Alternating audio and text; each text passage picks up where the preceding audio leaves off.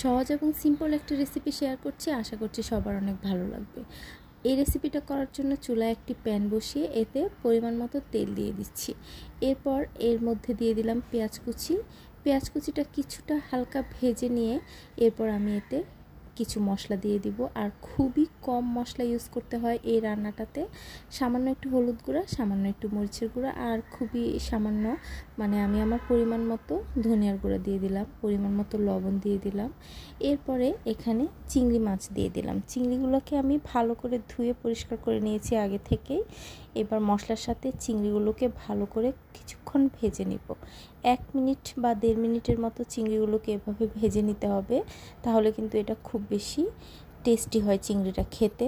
যখন ভালো মতো ভাজা হয়ে যাবে, দেখবেন যে লেগে লেগে আসতেছে, তখন এখানে আমি সামান্য পানি দিয়ে মশলা এবং চিংড়ি ভালো করে কষিয়ে নেব।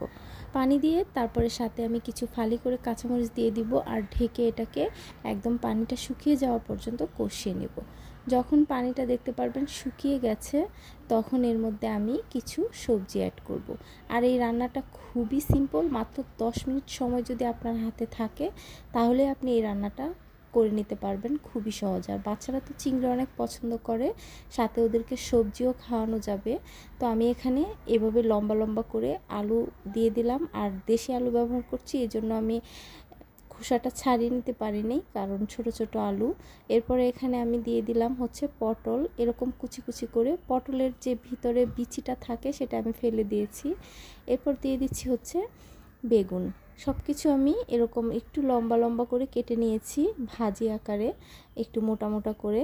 তারপর নেড়ে মিশিয়ে ঢাকনা দিয়ে ঢেকে রান্না করব। এখানে কিন্তু আর কোনো পানি ব্যবহার করব না। সবজি থেকে হালকা পরিমাণে যেই পানিটুকু উঠবে সেটুকু দিয়েই কিন্তু সবজিগুলো সিদ্ধ হয়ে যাবে। মোটামুটি আলুটা একটু সিদ্ধ হতে সময় লাগে, এছাড়া তো বাকিগুলো একদম নরম সবজি, সহজেই সিদ্ধ হয়ে যায়। পানি ইউজ করলে কিন্তু ভাজিটা এত বেশি মজা হয় না খেতে। তো চুলার আঁচটা মিডিয়ামে রেখে আমি উল্টে পাল্টে, দেখতেই পাচ্ছেন, রান্না করে নিয়েছি। আর আলুটা একদম সিদ্ধ হয়ে গেছে, বাকি সবজিগুলো তো এমনিতেই সিদ্ধ হয়ে যাবে।